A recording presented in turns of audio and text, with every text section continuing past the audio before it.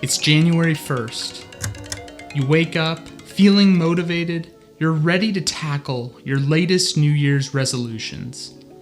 You tell yourself over and over again that this is the year where you will actually stick to your goals and achieve them. And everything's going well. You're productive, you are motivated, and everything seems to be coming so easy to you. And then it hits you. Whether it's after a day, a week, or even a month, every single person at some point encounters this dreaded pit of drudgery, also known as a rut. Everything is suddenly hard to do. Even the simple tasks seem like giant obstacles towering over you. You long for that wind of motivation that was just in your grasp. How do you get it back? Where do you go from here?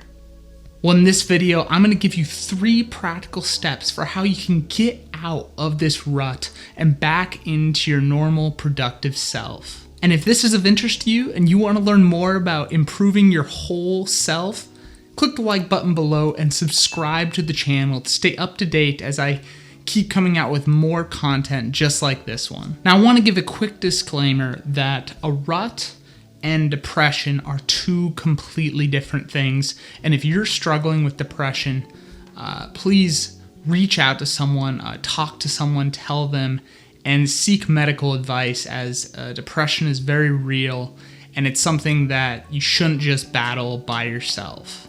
But with that being said, let's jump into tip number 1. Tip number 1 is reevaluate your goals. One of the biggest reasons you may be feeling in a rut is if the goals that you've set for yourself are too big, vague, or just not lined up with your deep down desires. Now, this is a big problem at the beginning of a year when we're all setting our big New Year's resolutions, these huge plans for what we're gonna do for the year. You might say, I'm gonna run a marathon, or I'm gonna write a book, or I'm gonna lose a ton of weight. And while these are noble ambitions, and certainly things that are awesome if you're trying to achieve them, there are a few problems with starting off the new year with goals as big as these. First of all, when your goal is so big and so far out, you can feel like a failure the whole time until you actually achieve that goal. You constantly evaluate yourself up against it and basically tell yourself that you haven't met it until you've reached that goal. And second, with goals as big as those, they can overwhelm you in the moment and you have no idea where to start. Now, hear me out here. I'm not saying to throw those ambitions away, but instead what you need to do is you need to break those goals down into manageable little tasks that you can do on a day-to-day basis. And I'm talking break these down a ton. Like, they need to be super simple, easy, straightforward tasks that you can do and start to build that momentum. So let's say you want to run a marathon, but maybe you have little to no experience with running. The first day, your objective might be just to get up, put on your running shoes, and change in your running clothes. Now, this is where you say, Daniel, what are you talking about? How is just putting on my shoes and my running clothes gonna help me run a marathon? I didn't even work out for the day. But you see, you're building the habit. You're starting to develop the habit of waking up and changing into your clothes. You're building the habit before you ramp up the difficulty. See, so many people, especially coming into the new year, set this goal and ramp into it at 110%. And they can't maintain this regimen leading towards that goal because they haven't developed the habit first. So if you're in a rut right now, reevaluate your goals and decide what you really want to pursue, and then break down that goal into a very simple, manageable thing that you can do each and every day that will then take you to where you want to go. Now, sometimes your rut is so deep that even going out and doing those simple tasks can feel impossible. And that's where my second tip comes in, and that is focus on the trigger habit. A trigger habit is something that you can do that will trigger another action to happen. So for example, I do this when I know I need to sit down and maybe spend a lot of time working on a big project.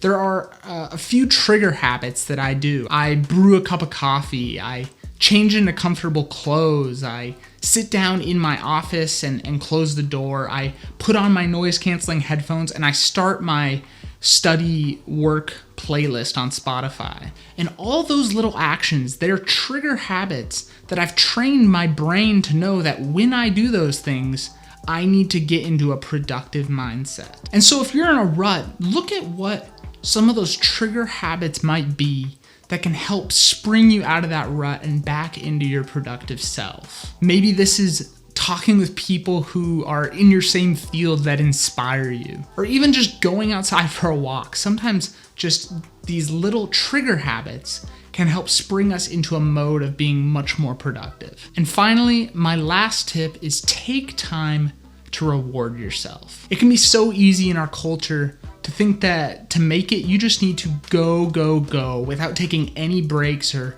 no rewarding yourself until you've hit your crazy far out goal. But rewarding yourself for the little steps, those little steps that we talked about in tip number 1, that is huge in keeping yourself from falling back into a rut. You see, when we have a far out goal that we're trying to work towards, it can be so easy to get lost in task after task after task that we don't feel good about ourselves while we're doing it. And that's why these little rewards are huge. You might build a routine that every time you spend an hour, editing a video, after that you get to watch an episode of your favorite show. And it's just little rewards like these that you build into your productivity structure that can really level up your productivity ultimately, because you're gonna feel motivated while you're doing the task, and then you're also building positive reinforcement on the task. So you're teaching your body that, hey, when you do this thing, you get a positive reward. So it's kind of a double benefit that's happening here. Something that is huge to learn is that the best form of productivity isn't a workaholic, but instead it's someone who knows how to utilize rest and rewards as a tool to boost their productivity. Well, that's it for today, guys. And I hope these were just a few helpful tips for you for seeing how in this new year you can kind of jump out of that rut and hit your goals. And let me know down in the comments, what do you do when you're stuck in a rut? Do you have a specific action you take or someone you talk to that can help spring you out of that? I think the question for all of us isn't, will you fall into a rut? Because the reality is we all do at some point. We all experience this. But instead, it's what will you do when a rut inevitably comes? So that's something for you to ponder today. Thanks for watching. Until next time.